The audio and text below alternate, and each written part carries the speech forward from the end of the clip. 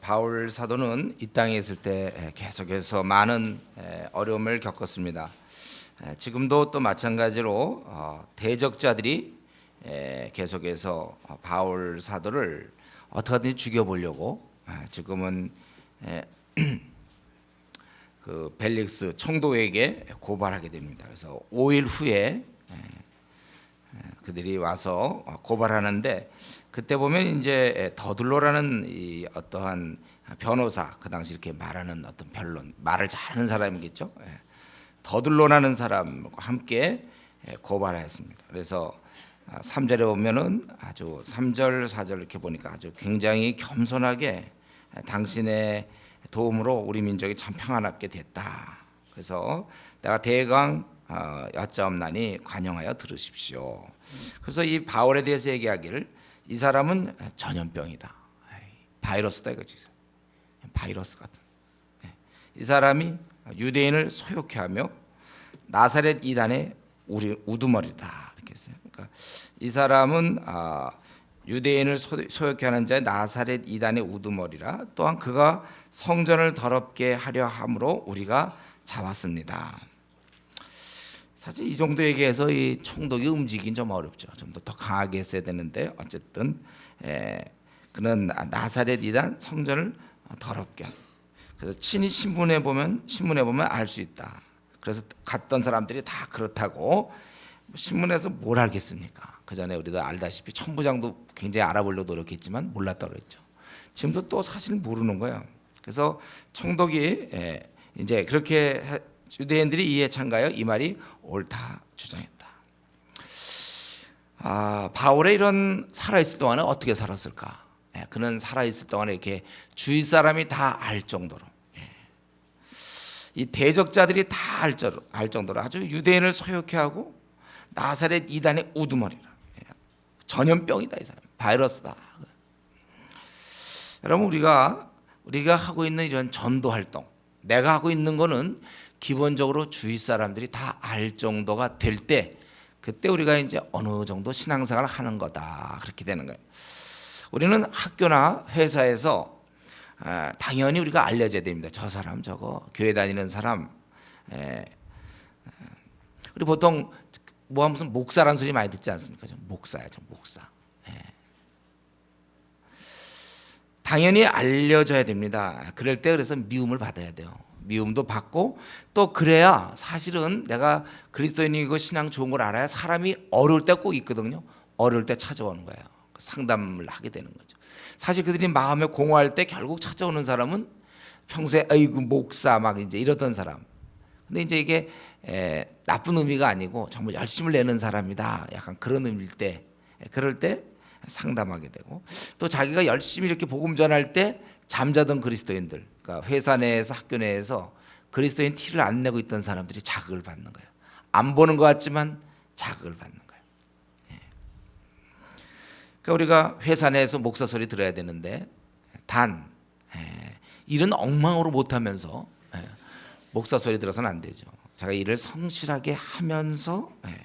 근데 그동안 우리 한국 교회는 그냥 이상하게 일은 그냥 엉망으로 하면서 그냥 성경만 밤낮 근무 시간에 성경 보고, 막 회사도 학교에서 성적 다 떨어지면서도 맨날 뭐 성경 지키고 전도한다고 왔다 갔다 하니까 그건 좀 문제였어요. 그거에 대해서 근데 너무 또 요즘 반작용이 난 것이 무엇입니까? 이젠 탁월성만을 주장하는 거예요. 그냥 우리가 그리스도인이 그냥 성실하게 사는 거, 그게 중요하고 그 자체가 의미가 있다. 소위 말하는 이제 문화명령 우리가 있는데,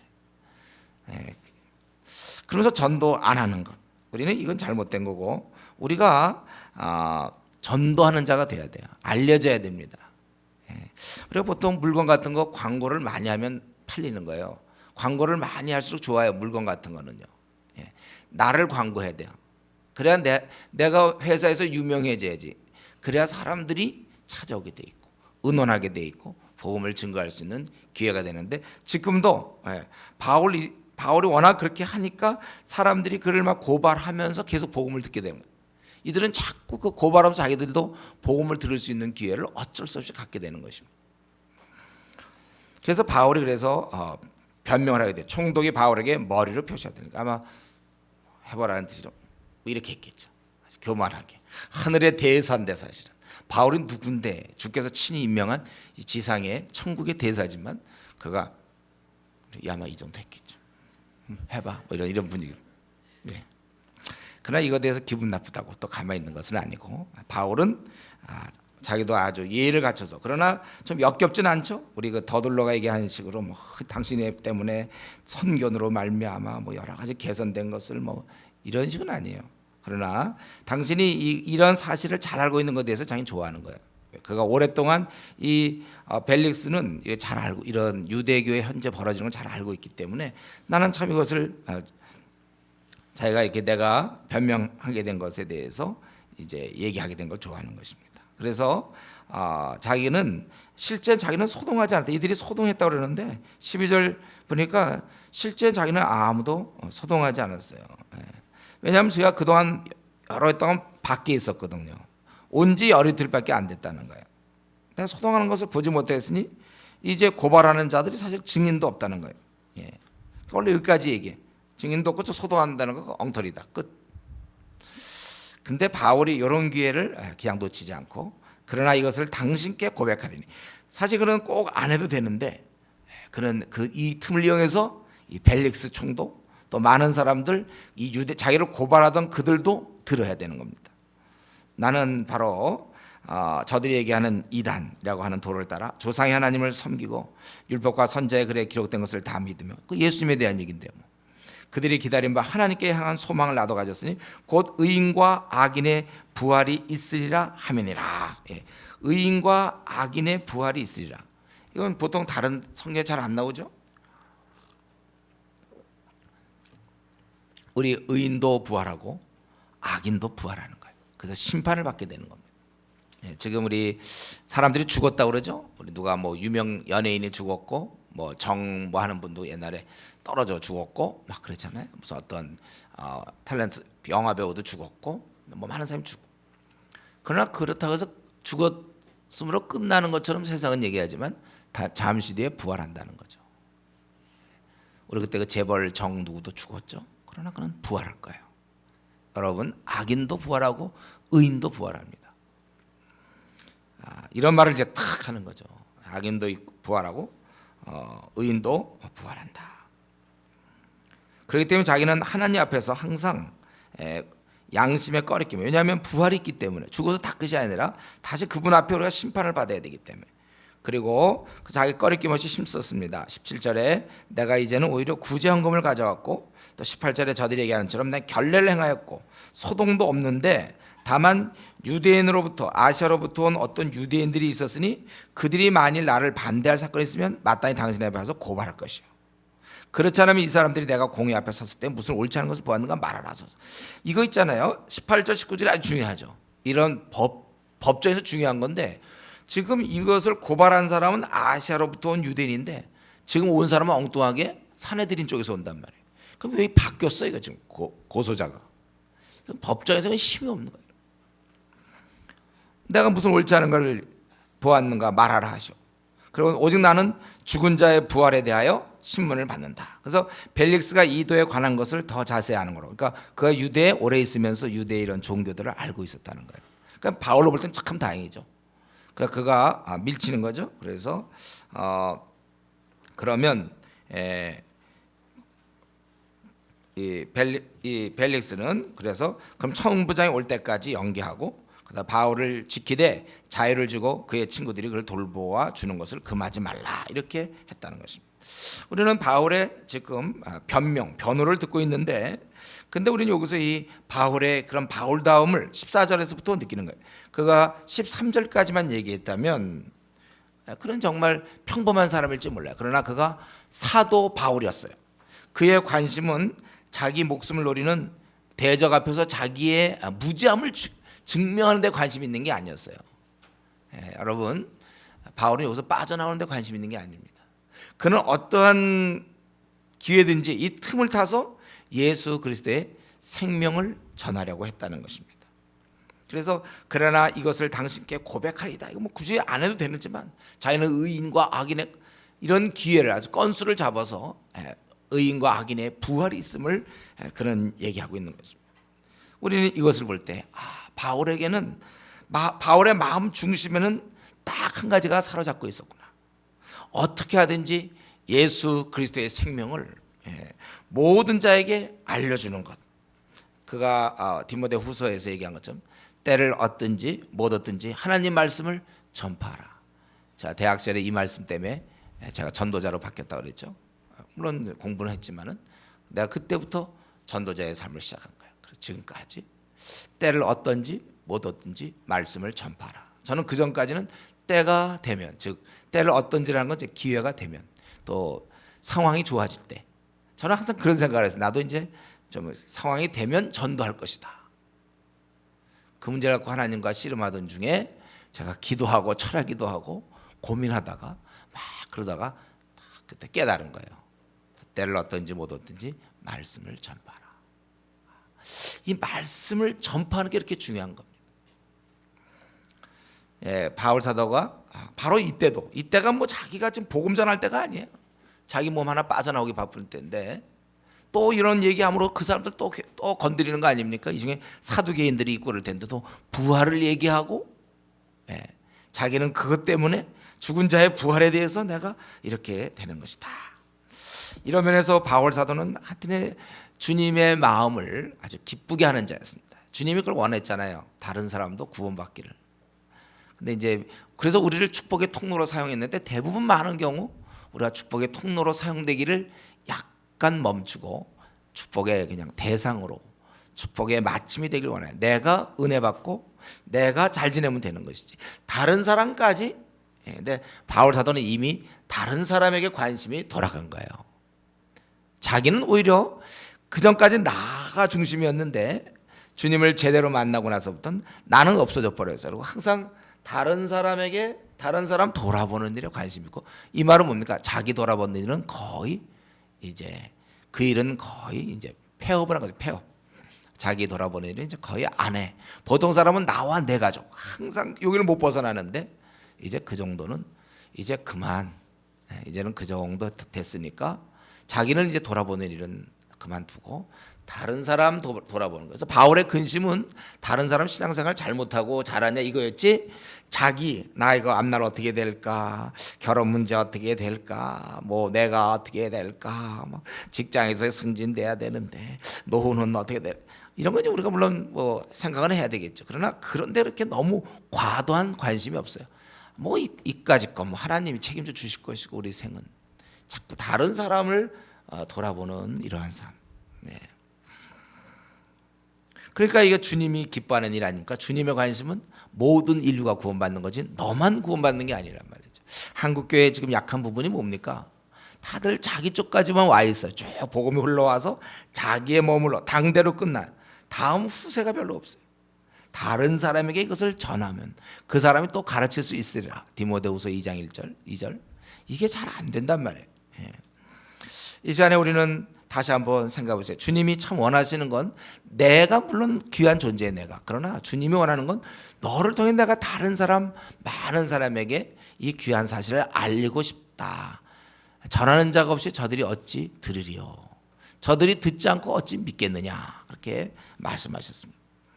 중요한 건 이 시간 다시 한번 이 아침에 우리 자신을 살펴볼 때 내 마음에 도대체 지금 무슨 열망이 내 안에 가장 많은가. 한 주 내내 내가 무슨 생각에 시간을 제일 많이 보냈나. 우리는 이때 목사님, 저는 예수님의 생명을 전하고자 하는 열망이었습니다 라고 우리가 대답할 수 있느냐, 이 점이에요. 누구를 보든지 제일 먼저 이 사람도 복음을 듣고 회개의 주의 백성이 되어야 되는데, 이런 그 생각이, 누구를 보든지 그 생각이 우리에게 들어야 된다는 거예요. 이거는 꼭 목사는 에이 목사님, 그건 당신은 목사니까 그런 생각하시고 우리는 우리대로 생각, 이게 아니고 그리스도인이란 누구나 다 처음 사람을 딱 보자마자 그 생각 들어야 돼. 구원받았는가, 저도 이 귀한 예수님을 알고 있는가, 이거예요.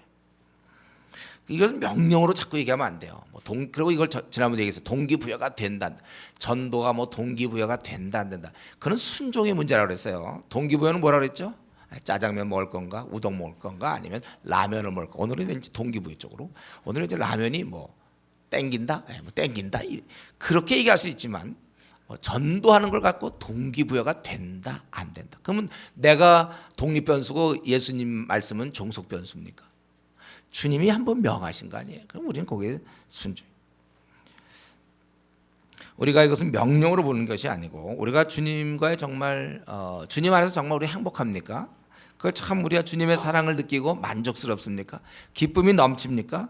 그럼 자연스럽게 그렇지 못한 자에 대해서 자연스럽게 이런 마음이 생기죠. 이 사람도 이런 기쁨을 누렸으면 좋겠다.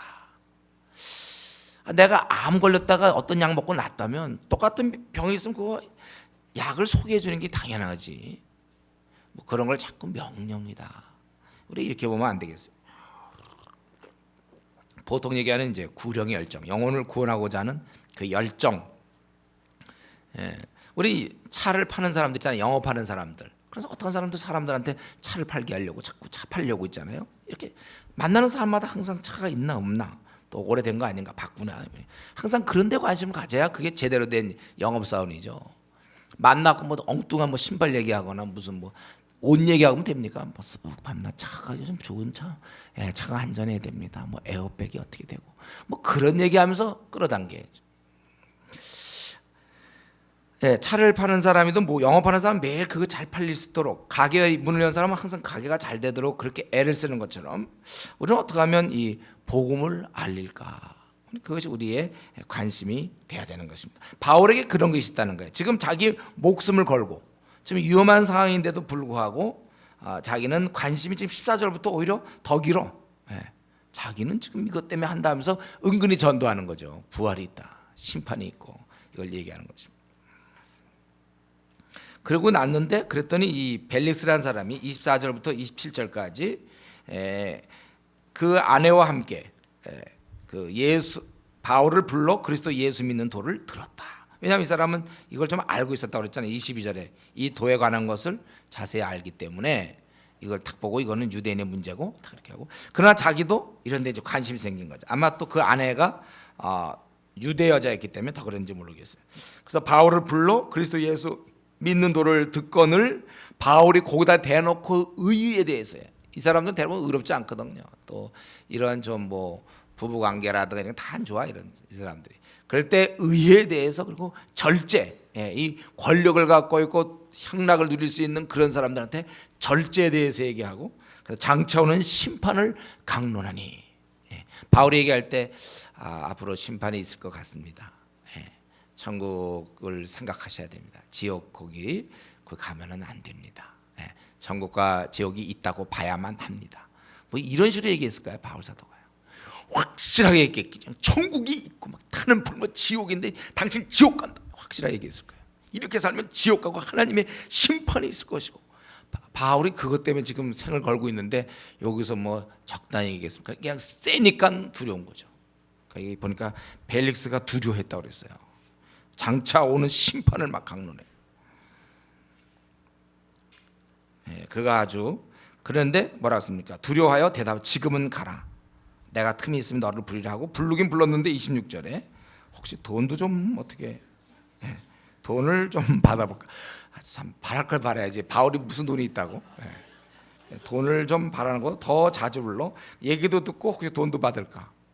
구원을 받아야지. 자기가 지금 제일 중요한 건데. 그래서 후임이 근데 오게 됐어요. 자기가 이제 베스도가 오게 됐습니다. 그래서 자기가 이제 떠나면서 유대인의 마음을 얻고자 하여 바울을 구류하여 두냐. 그 전까지 조금 지키긴 지키되 좀 자유롭게 하다가 그는 유대인의 마음을 얻으려고 바울을 구류하여 뒀다. 그러니까 그때까지 2년씩이나 지나면서 그는 안 받아들인 거예요. 복음을 받아들였으면 하늘나라의 사도를, 스승을, 자기 영혼을 구원한 사람을 그렇게 대할 수는 없는 거죠. 다시 구류했다. 이 말을 통해서 벨릭스가 전혀 관심이 없었구나 를 알 수 있습니다. 우리는 벨릭스 그 사람 한 영혼을 대해 생각하면 바울의 그런 강론을 들으면서 두려워하면서도 회개로 나아가지 못했어요. 더구나 이거는 완전히 과외 아닙니까? 과외. 직접 듣는 거예요. 1대1에 충분히. 두려워하면서도 그는 회개로 나아가지 못했다는, 회개 열매를 맺지 못했어요. 두려워했다면 그 자리에서 무엇인가 결단을 했어야 했음에도 불구하고 그가 했던 얘기는 지금은 가라. 그리고 엉뚱하게 구원의 문제를 신경 써야 되는데 오히려 돈을 벌려고 하는, 지금은 가라 그렇게 얘기했어요. 지금이 그럴 때입니까? 이 기회가 좀 어떤 기회인데, 이 벨릭스에게 있어서는, 또 그 가정에게 있어서는, 이거 하늘의 구원을 주는 천국의 그 사도, 천국의 사도와 이렇게 보통 만날 수도 없어요. 자기가 1대1로 만나게 되는 것이죠. 이런 기회는 그의 생에 다시 없는 기회입니다. 영원한 지옥에 있는 그가 천국에 들어갈 수 있는 정말 절호의 기회예요. 이때는 뭐 총독의 무슨 위험이며 권세 이런 걸 따질 때가 아니고, 어떻게 해야, 우리 그 빌립보 간수가 외쳤잖아요. 그 간수가 그 죄수를 얼마나 우습게 보겠습니까? 그러나 간수가 무릎 꿇고 외쳐, 선생들이여 내가 어떻게 해야 구원을 받으리까? 예. 그렇게 울부짖어야 됐다는 거예요. 아마 그때 울부짖으면 넙죽 엎드렸겠죠. 아마 어떻게 해야 내가 구원을 받겠냐, 막 다리에도 붙잡고 뭐 이런 뉘앙스 있잖아요. 지금, 예. 근데 지금 뭐라고 했습니까? 그는 지금은 가라. 예. 자신에게 온 구원의 기회를 놓치고 있는 것입니다. 버린 거예요. 찾아온 구원의 기회를 놓치는 사람들. 저는 우리가 지금 살면서 올 한 해도 많이 봤습니다. 교회 와서 좀 믿을 듯 말듯 하다가, 나 무슨 시험이 있어도 이제 그만 와야 되겠다. 또 뭐가 있어. 별로 내가 보기에 이 땅의 것들인데, 이 땅에서 뭐 그렇게 중요한 문제 아닌데, 자기 뭐 하느라고 또 좀 가야 되고, 뭐 하느라고 해서 자기에게 지금 막 구원을 받을 수도 있고 안 받을 수 있는 그런 순간에 그냥 포기하고 마는 사람을 우리 지금 많이 경험하고 있지 않습니까? 예, 저희 교회는 그런 경우가 참 많아요. 왜냐하면 처음 믿는 사람들이 많이 오니까. 그래서 그중에 어떤 사람은 이걸 붙잡아서 거듭나는 사람이 있고, 예, 우리 성도 중에 거의 한 절반가량 붙잡았어요. 근데 어떤 사람들은 그냥 또 떠나는 사람이 있어. 자기 뭐 바쁘다, 요번에가 이제 주를 믿든지 말든지 결단해야 되는데, 자기 뭐 공부하느라고 시간 없다, 또 뭐 회사 일이 바쁘다, 뭐 이런 식으로 해갖고 떠나는 사람. 여기서는 지금은 가라 이렇게. 그럼 뭐 나중에 뭐 어떻게 하겠다는 거예요.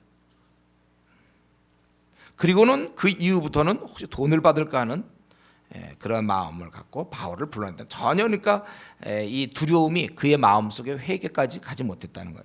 순전한 마음으로 바울을 만나야 하고 복음을 들어야 되는데, 결국 그는 오히려 엉뚱한 마음을 갖고 있다가 천국 백성이 되는데 실패했습니다. 여러분, 우리가 주님을 만날 때는 단 한 가지만 갖고 있어야 돼. 나는 아무런 소망이 없는 자입니다. 나는 전적으로 무가치한 자입니다. 내 힘으로 내가 어떻게 하나님의 심판 앞에 서 있겠습니까? 그저 주님 살려만 주십시오. 이 되먹지 못한 나를 용서해 주십시오. 그냥 주님의 은혜만 나는 바라봅니다. 그냥 놔두시면 나 어떡합니까? 나 이러다가 심판받아 나 영원한 지옥불에 떨어집니다. 제발 좀 살려주십시오. 우리 막 부도가 막 날려들고 하는데, 뭐 막 어떤 빚쟁이 찾아왔을 때 이것만 하면 막 그때 좀 연기해달라 할 때 막 간절함 같은 거 있잖아요. 우리 환자들이 말이야, 자기가 지금 막 수술 받자 막 죽게 되는 막 그런 상황에선 그냥 의사의 처분만 받아야지, 막 자기가 의사한테 떵떵거리면서 자기 지금 곧 죽어가는데 그런 사람 없어요. 그냥 하자는 대로 뭐 수술하면 수술하는 거고 뭐 하면 하자. 그냥 의사만 바라보고 의사가 잘 수술해 주길 바라요. 자기가 뇌에 무슨 문제가 있어서 수술할 때 잘못 건드리면 죽는다 이럴 때도 그냥 어떻게 좀 잘 해주길 바라는 거지. 제가 막 의사한테 덤비거나 막 그러면 안 되는 거예요.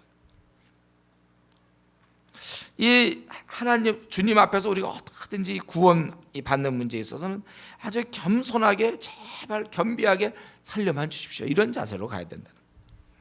여러분, 우리는 어떠합니까? 나의 참 구원을 위해서 저 자세로 하나님께 늘 엎드리고 있습니까?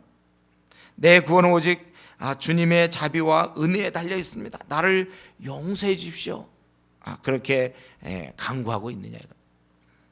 뭐 아니면 구원 주셔도 되고 뭐 안 주셔도 괜찮고, 내 영혼의 문제를 적당히 방치해두고 눈에 보이는 자기가 생각할 때 중요하다고 생각하는 일에 더 시간을 쏟고 관심을 쏟고 그 일에 몰두하는 것이 아닌지. 이러면서 여러분, 뭐 우리 많은 사람들이 구원을 얻었지만, 그러나 이 구원은 꼭 그렇게 한순간의 구원만 생각하면 안 되는 거예요. 하나님 앞에 바로 서는 것, 온전한 구원. 우리가 구원을 경홀히 여겨서는 안 되는 거예요. 자기가 지금 구원이 약간 경계 부분에 있어요. 구원 받은 것 같기도 하고 안 받은 것 같기도 하고 약간 경계 부분에 있는 사람들, 여러분 이럴 때 우리는 정말 이 문제를 확실하게 정리해야 되는 것입니다. 이걸 갖다가 무시하고 경솔히 여겼다가는 훗날 진정으로 크게 울고 후회할 날이 닥칠 거예요. 아마 이때 이 벨릭스는 이때는 그랬지만 그가 생을 마쳤을 때 그는 얼마나 지금까지도 후회하고 있을지 모르죠. 눈물 흘리며 후회하며 아무리 해봐야 구원의 기회가 더 이상은 없어요. 구원의 기회가 이제 딱 마지막이에요. 때가 그 두려운 심판날, 만약에 우리가 지금 이 구원을 대충 본다면 그날 주님 앞에 우리가 어떻게 설 것인가. 어떤 목사님이 말이죠, 암에 걸렸는데 이 사람이 그동안 막 부흥사도 하고 막 그랬는데 막상 암에 걸려서 이제 얼마 남았다, 뭐 6개월이면 6개월 남았다 이러니까 그때부터는 생각이 좀 달라지더래요. 근데 진짜 자기가 구원받은 거 확실한가 다시 보게 되고, 목사가 그냥 구원 얘기 많이 했는데 그래도 막상 이거 자기 문제 이제 6개월 뒤에 끝나니까 정말 내가 구원받았나 막 찾아보고 막 하고 막 그러면서 나름대로 이제 또 확실하게 해결한 거예요. 우리가 교회는 다니고 어릴 때부터 혹시 교회 다니는지 모르지만 진짜 내 구원 문제가 아주 확실합니까, 여러분? 우리가 그 두려운 심판날 아주 두려운 거예요. 자기가 아무리 그래도 그 참 심판날은 두려운 거예요. 우리 소돔과 고모라 때 롯의 그 앞으로 심판에 있겠다는 그 말을 그 농담으로 여겼던 사회들이 있습니다. 사회들이 농담으로 여겼더라 그렇게 되어 있어요. 우리는 이런 면에서 더욱 분명해야 됩니다. 여러분 이 시간에 물론 대부분이 이제 교회를 다녔고 나름대로 신앙생활 해오던 분이지만 다시 한 번만요. 오늘 이런 말씀을 보면서 나는 확실하게 구원받은 거 맞습니까? 나는 분명 구원받은 거 그러길 바라요. 여러분 정말 구원받아야 됩니다. 절대로 이 문제를 적당히 하지 마세요. 아직 우리 중에 혹시 모태신앙으로 쭉 있다가 그냥 이렇게 뭐 교회 좀 다니고 막연히 구원받았으리 하는 사람들 절대로 여러분 적당히 하면 안 됩니다. 확실치 않으면 오늘이라도 주님 앞에 나가고 아니면 저라도 만나서 상담해야 됩니다. 그래서 내 구원이 확실하게 돼야 돼요. 그리고 우리가 믿는 자라면 우리는 감사해야 되는 거죠. 벨릭스의 이런 모습을 보면서 야 이거 두려워하지만 회개로 열매 맺지 못했잖아요. 자기가 죽은 다음에 심판을 두려워했지만 그러나 더 이상은 안 됐어요. 장차 올 심판. 그래서 그걸 강론하니 벨릭스가 두려워해. 이 사람 얘기가 거짓말 같지는 않은데 두려워. 그러나 열매는 맺지 못했어요. 회개로. 왜냐하면 자기가 총독이었고 이런 죄수의 신분차가 있었는지 모르겠어요. 자기는 안 받아들였어요. 여러분이 회개하고 믿음 갖는 것이 얼마나 힘든 건데 그런데 내가 주님께 나갔다면 회개하고 그렇다면 이게 얼마나 큰 은혜며 얼마나 큰 이 감사거리입니까 이것이. 뭐 이 땅에서 조금 뭐 돈이 좀 뭐 연봉이 좀 적고 뭐 승진이 잘 안 되고 집을 아직 장만 못 했고 뭐 결혼 문제가 잘 안 되고 이런 거는 이 땅에서 있는 거예요. 이 땅에서 요 70년짜리 안에 있는 거예요. 그건 작은 문제입니다. 그러나 70년짜리가 아니라고 그랬죠. 700년도 아니고 7000년도 아니고 7만 70만 700만 7억 70억 7천조 그 어마어마한 거를 지금 걸고 있는 거니까 그러니까 이거 부들부들 떨어져도 돈 있잖아요. 최근에 제가 제일 많이 크게 만져봤는데 1000만 원인데 1000만 원짜리 붙잡으니까 이거 혹시 이거 어떻게 되나 잘못하면 어떻게 되나 이런 거 돈 이거 하나 만지면 이거 항상 조심스럽단 말이에요. 혹시 넣고 다니다가도 혹시 빠지면 어떻게 되나. 그래서 1000원짜리 넣고 다닐 땐 편했거든 제 마음이. 빠져도 괜찮은 1000만 원짜리는 이건 약간 그렇단 말이에요. 이거 굉장히 이거 알지만 안전할 거 알지만 저 은행에서 돈 조금 찾아 나올 때 괜찮은데 돈을 많이 찾지. 무슨 교회 그때 우리 막 이렇게 계약 맺고 할 때 이제 몇 천만 원 찾고 나올 때는요 나오면서 자꾸 뒤를 보게 되는 거 혹시 누가 혹시 안 따라오나 빨리 차 타려고 그래. 차를 타고서 혹시 차로 안 쫓아오나 혹시 오토바이 이런 식으로. 왜 그게 돈이 크니까 물론 아닌 것 같은데 그래도 그게 넘겨질 때까지 이게 항상 조심스러워 이 돈이. 우리의 이 구원이 말이죠. 이 구원 이건 엄청난 거거든. 이걸 내가 지금 소유하고 있단 말이에요. 그래서 이것을 굉장히 우리가 감사해야 돼요. 이거 하늘에 쌓아놓은 소망이며 없어지지 않는 거고. 근데 이 구원을 그냥 당연히 생각한다면 그때부터 우리 신앙은 식어집니다. 내가 어떻게 얻은 구원인데 이걸 그냥 뭐 당연한 것처럼 나는 원래 그냥 구원받게 돼 있는 것처럼. 그래서 막 이 안에서 우리 유명한 말 있잖아요. 신학적으로 구원 갖고 장난치면 안 된다. 그냥 구원 받았으려니 나는 뭐 이제 내가 하고 싶은 대로 해도 된다. 말씀에 대해서 순종도 안 하고. 여러분 우리가 분명히 예수 믿으면 구원받는 걸 100% 압니다. 우리는 이미 구원받은 자예요. 그러나 그가 진짜 구원받은 자라면요 자기 생을 굉장히 조심하게 돼 있어요. 분명히 주님의 이름으로 구원받는 걸 알고 내 행위가 아닌 걸 알지만 실제로 그렇게 안 돼 있어요. 내가 그래도 조심, 두렵고 떨림으로 구원을 완성해 가라 그렇게 돼 있잖아. 나는 그게 참 그건 물론 말로 설명할 수 없는데 절대로 구원받은 사람은요 이 구원 문제를 갖고 장난치지 않아요.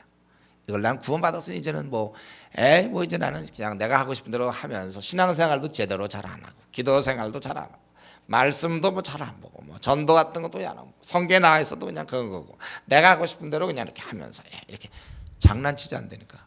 말씀이 나오면 어이구 이거 조심해야 되겠구나. 선줄로 생각하는 넘어질까 조심해야 되는구나. 마귀가 우는 사람 두는 사람 와 나 조심해야 되고 내가 타락하면 어떨까.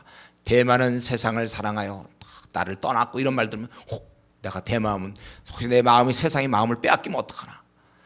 내가 옥토인 걸 알지만 그래도 혹시 내가 거기 뭐라고 했습니까? 열매 맺지 못하는 것 자의 특징이 뭐라고 그랬어요?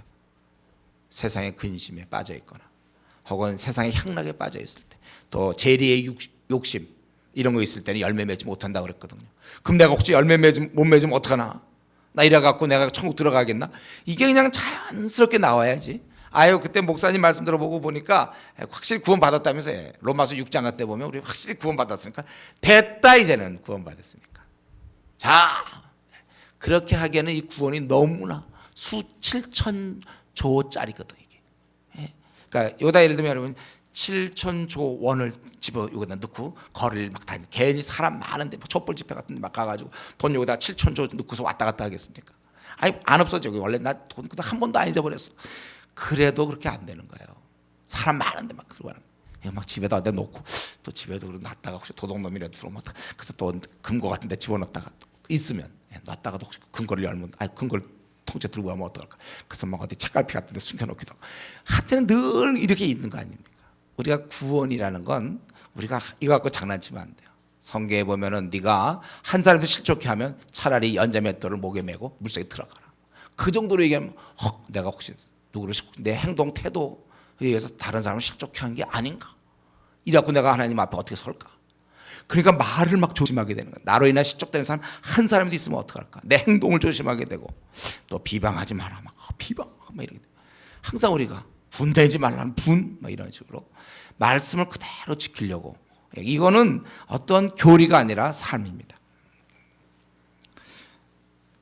그래서 이 구원, 내가 이 구원에 대해서 내가 안심하면서도 또 그것을 지키려고 많이 노력하는 이건 당연한 자세라는 거예요. 절대로 구원 문제 갖고 장난치지 마세요. 나 구원 받았으니까 이제 뭐 괜찮겠, 이제는 뭐 난 괜찮다. 그게 아니에요. 25장으로 넘어가기 전에 한 가지만 더 얘기합시다. 제가 이건 벌써 여러 번 얘기했지만 이걸 우리가 아직까지 확실히 소화시키지 못하는 것 같아요. 이 교리에 대해서. 뭡니까? 바울은 지금 하늘나라의 대사고 이 땅에서 잘못한 게 없어요. 그러나 사람들이 그를 왕따를 시키고 말이죠. 잘못한 게 없지만 이 땅에서는 대우를 제대로 못 받고 있습니다. 세상 사람들이 오히려 세상 사람들의 미워함과 멸시를 받고 바로 그 사람을 위해서 지금 복음을 증거하는데 오히려 그 사람들 지옥에서 꼭 끄집어 내려는데 아주 멸시를 받고 미워함을 받는단 말이에요. 우리가 물에 빠져 있는 사람은 자기가 물에 빠져 있는지 알기 때문에 구해주면 고맙다고 그러더지. 자기가 물에 빠진 사람 손을 내미니까 왜 나한테 손 내미냐. 자기가 물에 빠져 죽어가면서도 막 그러는 것처럼 말이에요. 이 땅에서 그런 미워함과 멸시함 받고 또 세상 권세자들에 의해서 풀려나기도 하고 다시 구류당하기도 하고 그들 손에 완전히 맡겨지는 것입니다. 이 벨릭스가 마음만 정했으면 죽을 수도 있는 거예요. 우리는 이 면에서 다시 한번 우리가 확실히 짚고 넘어가야 합니다. 우리가 주님을 위해서 일하려고 한다면, 다른 말로 제대로 진리의 말씀대로 살아가려고 한다면 우리가 많은 고난과 억울한 일들을 당한다는 것을 미리 알고 있어야 된다는 것입니다. 이거는 우리가 실제로 주님 일 하기 전까지는 다 그냥 머릿속이에요. 그러니까 뭐 장면허 있잖아요. 그거 실제로 나가기 전까지 면허증 있어봐야 그거 갖고 안 되는 거예요.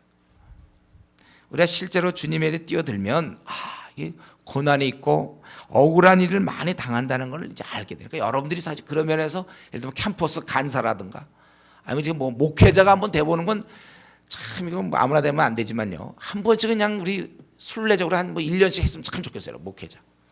예. 참 그러면 아마 성경 말씀 깨닫는 건 많을 거예요. 우리가 이런 거구나. 주의 일을 한다는 건 이런 거구나. 이거를 참 그러니까 저 같은 경우는 참 그러면서 감사해요. 성경의 진리들을 많이 알겠어요. 바울의 이런 상황을 잘 알 것 같아요. 이게 이런 거구나.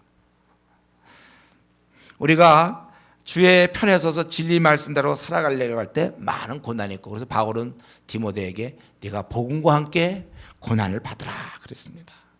우리가 진리대로 살면서 우리가 진리대로 사는 주제에 이 땅에서 핍박을 받지 않을 거라고 믿는 것은 그건 아주 대단한 망상입니다. 망상. 그렇게 안 돼 있다는 거예요.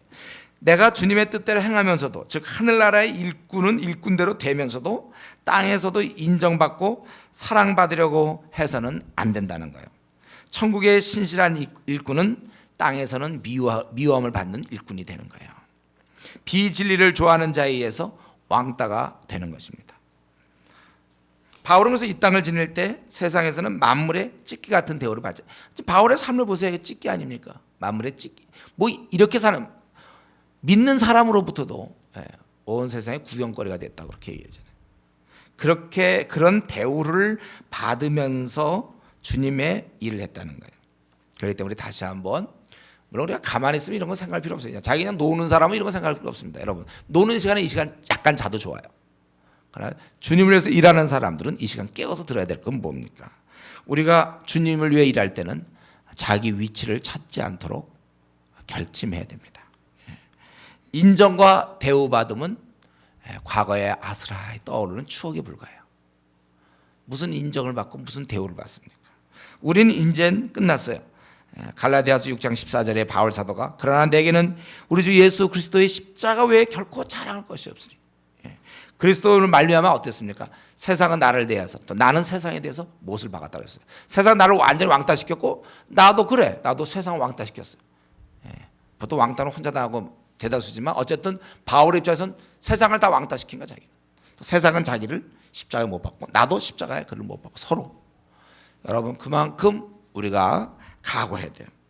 이제는 우리는 끝난 인생들입니다. 세상에서는 인정받고 뭐 대우받고 진리대로 여러분 살기로 결단했다면 그거는 그렇게 안 산다면 괜찮아요. 타협하면요 인기 좋죠. 진리대로 살려고 할 때 그걸 각오해야 된다는 것입니다. 혹시 지금 25장 넘어가는데 여기서 끝났으면 좋겠다. 혹시 그런 생각하는 사람이 있나요? 저 웃는 사람들이 약간 그런 생각했나 봐. 뭐 2장씩 합니까? 오늘 한 장만 하죠. 지금 그 정도면 충분. 여러분 우리가 부지런히 지금 성경을 알아야죠 지금. 저는 한 장씩 하면서 늘 마음에 안타까움이 있어요. 한 장씩 해갖고 어느 세월에 이 1189장 끝날까? 지금도 우리가 지금 부지런히 했는데 거의 8년 돼 가는데도 지금 몇 권 남았죠. 아직 66권 중에. 사도행전이 우리도 이제 어떻게 됩니까? 이제 28장까지 이제 오늘 25장 하고 나면 26, 27 금방 끝나. 28 그래. 이거 25장은 그렇게 긴 내용이 아니에요.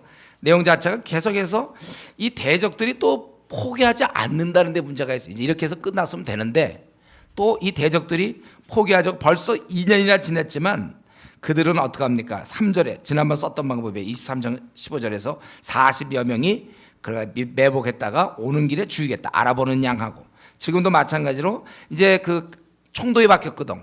베스도가 바뀌었으니까 그들을 예루살렘에 옮기기를 청한 거예요. 옮기면 이제 우리가 공회를 열겠다고. 공회는 무슨 공회?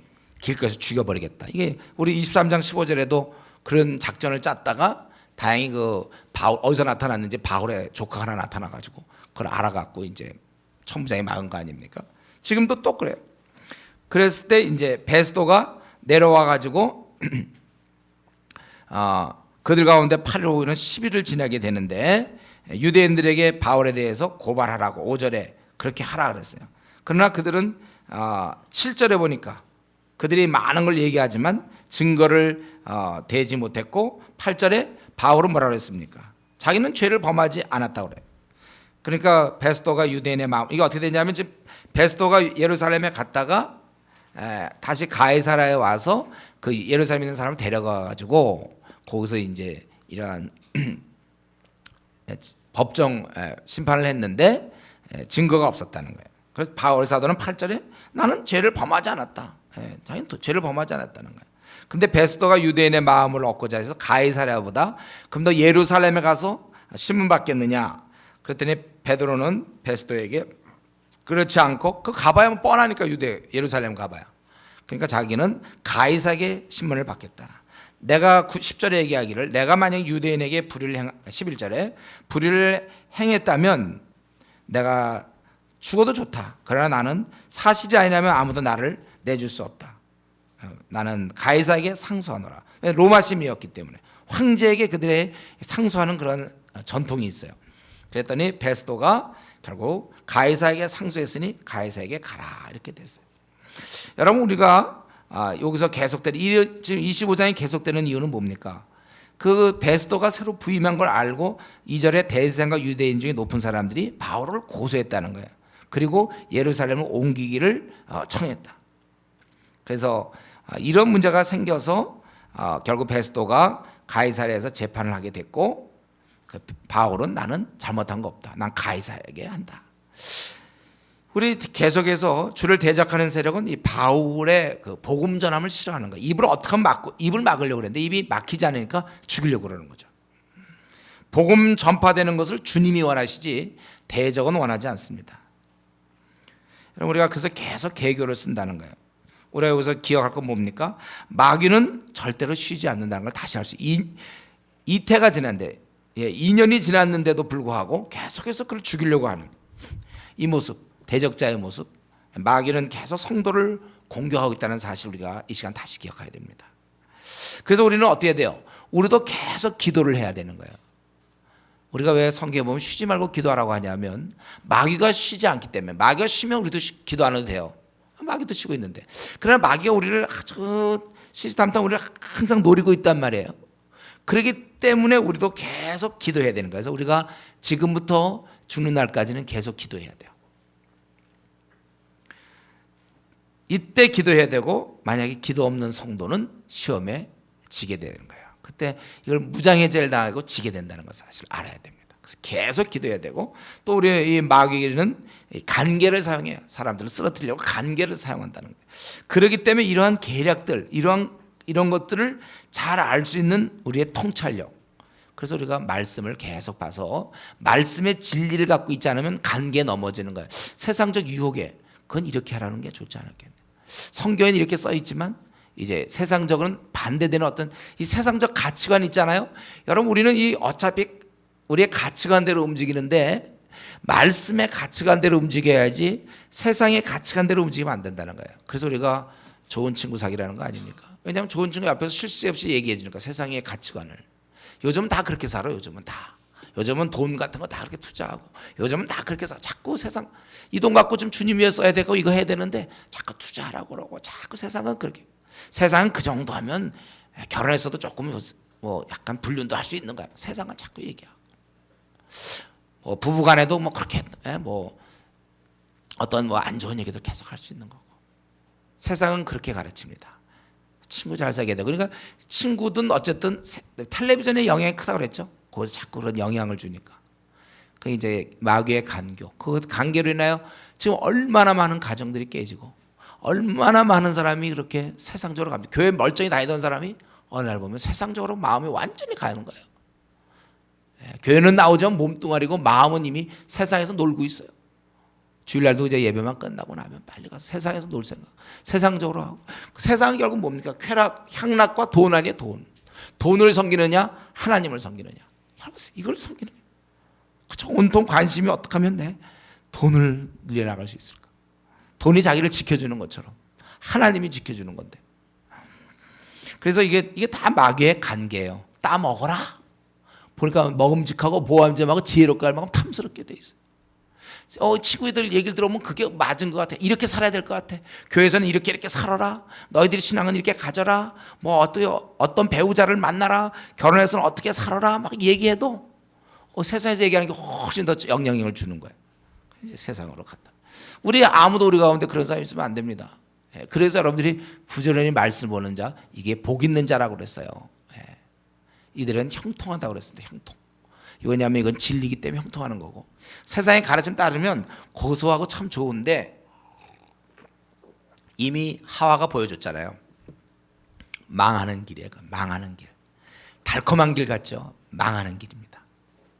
그래서 우리 복 있는 자는 이 악인의 꾀를 쫓는 게 아니에요. 죄인의 길에 들어서지 아예 같이 앉아 있지도 않아. 자기가 스스로 불에서 떠나 자기를 지켜나가야 되는 거예요. 우리 여기 보면 이 계계를 쓰고 결국 그 배우의 마귀가 아닙니까? 계속 공격하는 거야. 2년 동안이나 있다가 계계를 써서 또 죽이려고 하는. 그렇기 때문에 우리는 마귀의 계속되는 공격을 알고 기도를 해야 되는 거예요. 우리는 쉬지 말고 기도해야 될 것이고, 또 간계를 사용하기 때문에 우리는 성경의 원리대로, 세상의 원리는 지금 정 기독교와 반대입니다. 세상의 원리는 뭐예요? 얻으라고 그랬죠. 우리 기독교는 줘야 돼요. 주는 것이 받는 것보다 복되다 하심을 항상 기억해요. 어떻게 하면 내 삶을 사용하여 다른 사람이 유익이 줄까? 이게 성경의 가르침이라면, 세상은 어떻게 하지 너는 지금 많은 걸 흡수해서 잘 먹고 잘 살아라, 안정된 삶을 살아라. 세상 가르침 아닙니까?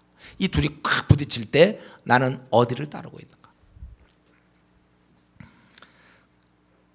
지금도 자기가 하고 있는 일이 정말 하나님이 기뻐하는 일인지 우리는 그래서 기도 생활을 해야 돼요. 성경을 그러니까 대부분 어떻습니까? 세상을 따르다 보면 기도 생활 안 하고 말씀 안 보죠. 그러니까 자기 지금 생각이 뭐가 잘못됐고 자기 행동이 뭐가 잘못됐는지 안 보이니까 계속 강화되고 있는 거예요. 한 번 떨어지면 그래서 올라오기 어려운 거예요. 떨어지기 전에 넘어질까 조심하라. 선질로 생각. 넘어질까 조심해. 어쨌든 이런 과정 중에 바울 사도가 가이소에게 내가 상소하겠다 이런 거 볼 때 저는 바울은 이때 하나님의 뜻을 생각한 것 같아요. 우리 바로 전에 주님이 로마에서도 증언해야 하리라, 우리 23장 11절에 있는 것처럼 아마 가이사에게 상소하면 로마로 갈 수 있을지 모른다고 생각하지 않았을까. 제가 생각해 성경에 안 나와 있어요. 그러나 나라도 내가 생각할 때 로마를 분명히 가라고 그랬는데 그럼 혹시 가이사에게 상소하면 되지 않을까. 아마 이 정도 생각은 하지 않았나 싶어요. 우리가 의인이 세상을 살아갈 때요, 여러분 지혜롭게 살아야 되는데 하나님 뜻대로 살아야 되는 게 중요하다는 것이죠. 앞날에 큰 그림이 있어야 돼요. 여러분 조금 집중하기가 조금 어려운가요 지금? 지금 2장짜기 때문에 이제 거의 끝나가요. 그래서 금방. 핵심이 이거예요. 뭐냐면 이러한 그림, 큰 그림이 있어야 우리는 당장 상황에 따른 어떤 근시안적인 결정을 피할 수 있다는 거예요. 이게 비전이 있느냐 없느냐의 차이죠. 그래서 젊을 때 여러분 비전을 꼭 가져야만 중요한 문제 결정하잖아요. 결혼 문제 결정하고 뭐 직장 문제, 앞날 문제 결정할 때 이 비전을 꼭 갖고 있어야만 이게 다 맞아 들어가는 거예요. 비전 있는 자는요 그렇게 안달복달하지 않아요. 무슨 결혼 문제나 직장 문제나 뭐에 대해서 그렇게 안달복달하지 않습니다. 비전 있는 자는 큰 그림이 있잖아요. 여기에 맞춰 내 직장, 여기에 맞춰 유학도 생각할 수 있고 결혼도 생각할 수 있고 이사 가는 문제도 생각할 수 있고 자녀 교육도 생각할 수 있고 퇴직 이후라든가 노년 생활 내가 어떻게 해야 되겠다. 쭉의 큰 방향을 딱 갖고 있기 때문에 이렇게 뭐 이렇게 그냥 이렇게 조급하게 있지 않습니다.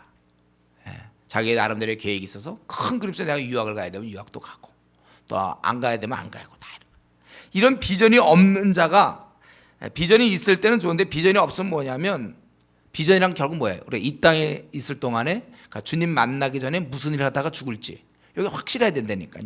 이것이 없는 자는 그때그때 상황에 따라서 눈에 보이는 대로 결정해 버린다니까요. 자가 왜 유학을 가야 되고 자가 왜 또 유학을 안 가야 됩니까? 자가 왜 결혼을 해야 되고 왜 결혼을 또 늦춰야 됩니까? 왜 결혼을 빨리 해야 됩니까? 왜 이사를 가야 되고 왜 또 이사를 가면 안 됩니까? 자녀 교육을 왜 이렇게 해야 되고 왜 자녀 교육을 그렇게 하면 안 됩니까? 직장에서 왜 옮겨야 되고 아니면 머물러야 되고 이러한 모든 것이 짜임새가 없어요. 비전이 없는 자들은. 왜냐하면 이 뭐가 애당초 뭐가 없으니까. 그렇게 눈에 보이는 대로 요즘 트렌드에 요즘 어떤 경향에 따라서 요즘은 이런다는 거니까요. 요즘 다 뭐 예를 들면 대학원 가는 추세 따르면 또 대학원도 가야 되고 요즘 박사학위 받는 추세다면 박사학위 받고 요즘은 뭐 강남 땅으로 이사 온다면 또 이사도 와야 되고 뭐 그냥 그때마다 그때 유행처럼 말이지 따라간단 말이에요. 여러분 건축할 때 뭐 저는 건축을 안 해봤지만 이 정도는 알아요. 뭐예요? 설계도 없이 건축하면 안 됩니다. 눈짐작으로 대충 그렇게 건축하는 경우 없어요. 우리 중에 건축하는 분들 좀 계시죠. 건축할 때 설계도 없이 건축합니까? 워낙 탁월했나? 설계도 없이 그냥 머릿속에 다 돼 있어서 쫙쫙 하나? 그렇게는 안 돼 있어요. 설계도 보면 그냥 별의별 게 다 있던데 보니까 여기 어떻게 뭐가 더라 하다못해 요거 우리 이거 인테리어 하는 것도 뭐 꽤 괜찮던데 제가 그림 보니까 난 그 놀랬어. 나 이거 인테리어 할 때 그냥 대충 할 줄 알았는데 그래도 뭐 갖고 왔는데 보니까 그림이 꽤 정교하더라고요.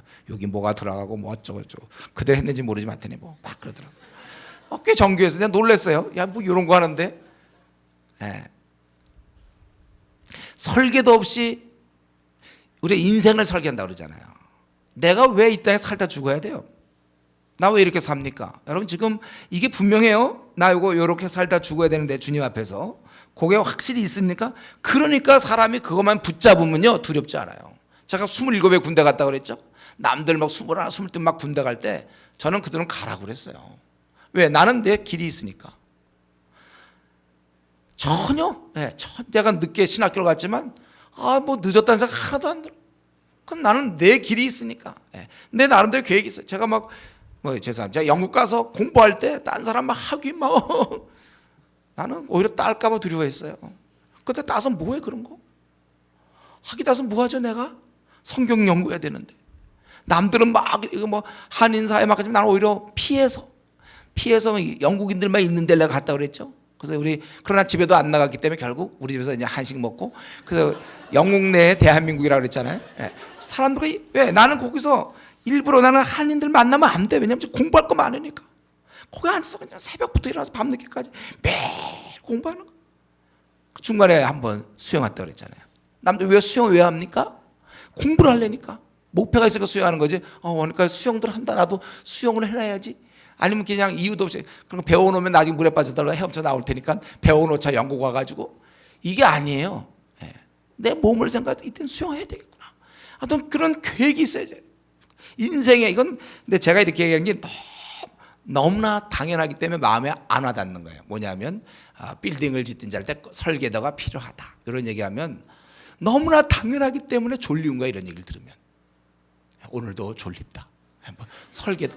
근데 이거 잘 생각해요. 여러분 진짜 이 시간에 하나님이 갑자기 그냥 너무나 지혜로움을 그냥 다 선사해 줬으면 좋겠어요. 뭐냐면 인생의 설계도가 뭐냐 이거예요.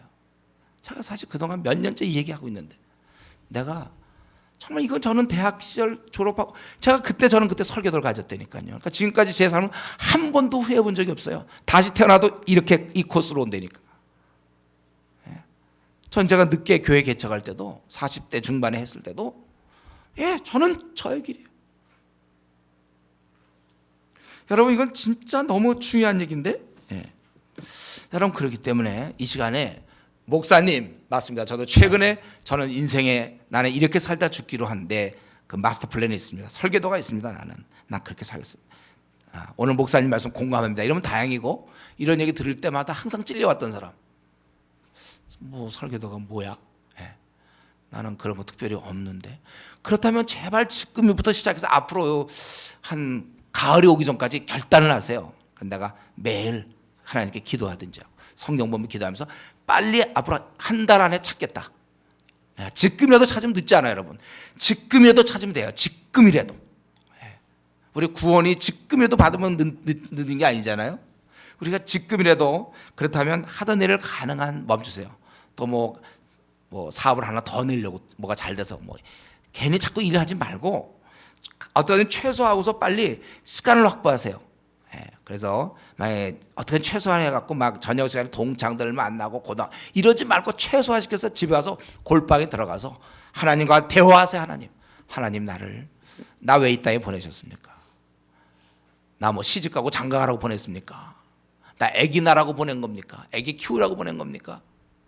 나 그저 PhD 따라고 보냈습니까? 나 도대체 왜 보냈습니까? 직장생활 그냥 열심히 하다가 돈 벌고 살라고 그래서 날 이 땅에 보낸 겁니까? 이거 우리는 물어볼 권리가 있어요. 하나님은 계획이 있다고 분명히 그랬으니까. 나를 이 땅에 내신 이유가 무엇입니까? 나 지금 이 삶이 정말 하나님이 원하는 삶을 좀 살고 있습니다. 아니라면 거기서부터라도 우리 방향을 틀기 시작해야 되는 것입니다. 그러면 속히 비전을 찾아야 돼요. 하늘로부터 받은 사명을 찾아야 합니다. 이게 내 남은 생 중에서 최고로 제일 급한 일이에요. 그러니까 여러분, 오늘부터라도 한 달이라도 좋으니까 내 비전을, 여러분 우리 요즘 좀 40일 기도하지 않습니까? 여러분 이 40일 이거 참 이제라도 이제 한 2주 남았나요? 2주라도 좀 저녁마다 와서 혼자 집에서 기도할 때랑 너무 다르대잖아요. 다 참여해 보는 사람들이. 그저 하나님 앞에 좀 나와서 눈물 좀 쏟고 말이죠. 하나님 앞에 내가 좀 길을 잘 간다 하더라도 좀 와서 더 잘 가기 위해서 말이죠. 하나님 좀 알려주십시오. 예. 그래서 남은 생을 우리가 살아가야 돼. 저는 이 바울 사도가 말이죠. 지금 자신이 나 가이사에게 내가 상소한다. 이건 제가 보기에 이게 그냥 나오냐. 뭐 때문에 바울 사도가 지금 황제를 뭐 만나고 그럴 겁니까? 물론 가이사 직접 만나는 건 아닐지 몰라도 어쨌든 왜 그러고 하고 있는가? 제가 보기엔 큰 그림이 있는 거예요. 예, 로마도 증언해야 될 때 혹시 주님 영범이 아닌가 하고 한번 사용해 보는 것이죠. 그리고 이제 13절부터 27절까지는 이제 거의 비슷한데요.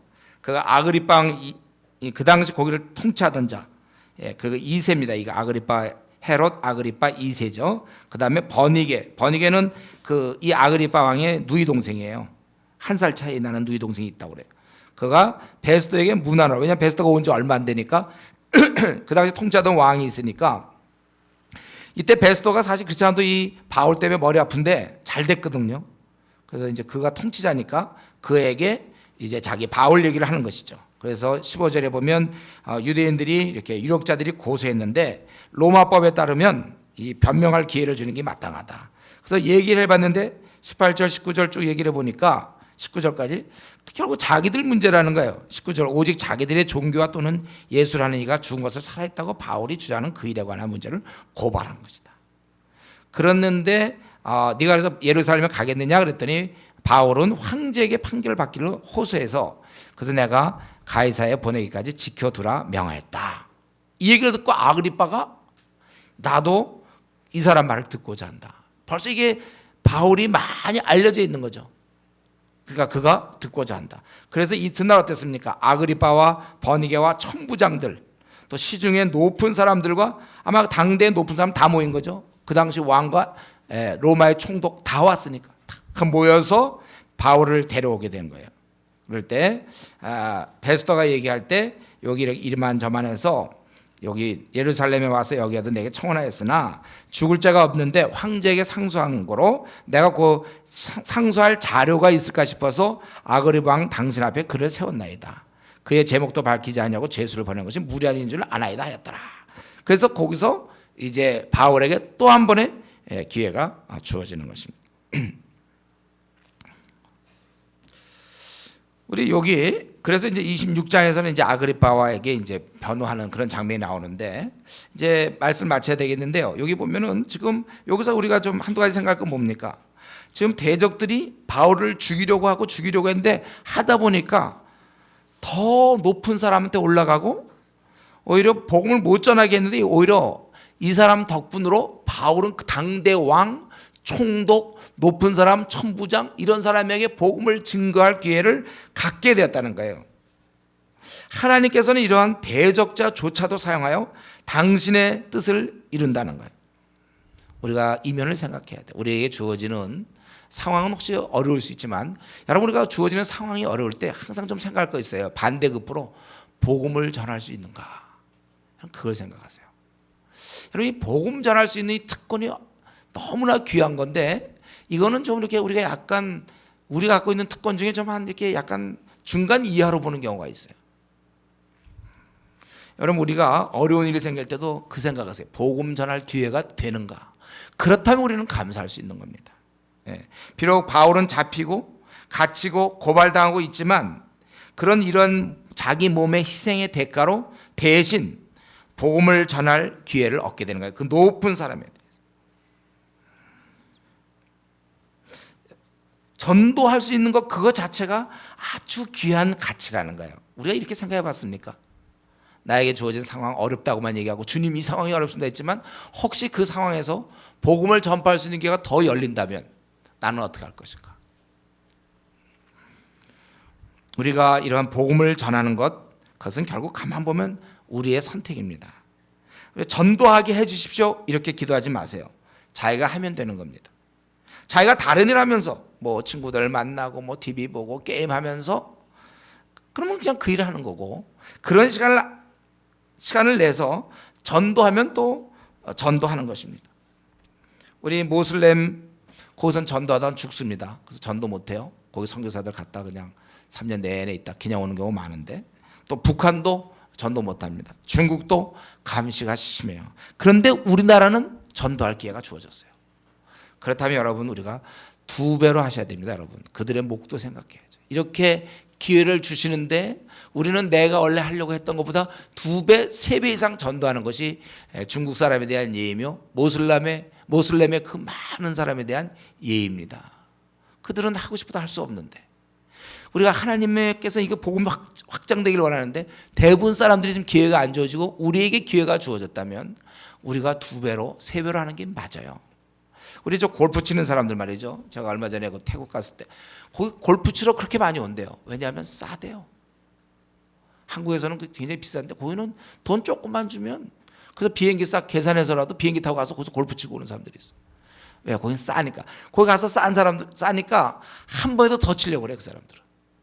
예. 우리나라 오면 이제 또 비싸게 쳐야 되는데 여긴 싸다. 이렇게 거기 아예 머무르면서. 우리에게 지금 다른 이 최근에 이 시대를 들여다볼 때 복음을 전할 수 있는 우리는 좋은 기회가 됩니다. 우리가 복음을 전하려면 얼마든지 전할 수 있어요. 바울은 자기의 몸을 대가로, 희생 대가로 지불하면서 복음 전할 기회를 얻은 것입니다. 이렇게 따져볼 때 나에게 이 복음 전할 기회가 있는데 자꾸 뭐 환경이 된다 안 된다 이런 얘기하지 말고, 내가 전하면 전하는 거고 내가 안 전하면 안 전하는 거예요. 우리는 이런 면에서 우리에게 주어진 기회를 2배나 3배나 사용해서 더 열심히 복음 전하는, 끝까지 이 예수 그리스도의 사랑을 전하는 이런 일을 우리가 감당하며 남은 생을 살 수 있기 바랍니다. 같이 기도하겠습니다. 이 시간 우리가 기도할 때 정말 나는 인생의 설교도를 어떻게 갖고 있는가, 그게 없다면 나는 좀 이제부터 한 달 이내에 그것을 가질 수 있도록 하나님께 내가 나가겠다. 특별히 시간을 정해서 나가고, 또 우리 뭐 40일 기도 중이니까 이제 2주 남았지만 내가 2주라도 막차를 타서 내가 하나님께 열심히 기도하겠다. 좀 기도하면서 우리가 좀 살아가고, 우리 신앙의 선배 바울은 이렇게 목숨을 내면서 지금 24장 25장 다 뭡니까? 목숨을 왔다 갔다 하는 그런 상황에서 자기를 변화하고 기회만 되면 예수를 전한 겁니다. 이러한 나에게 구령의 열정 어떠한가 한번 같이 좀 생각하면서 우리 같이 기도하겠습니다.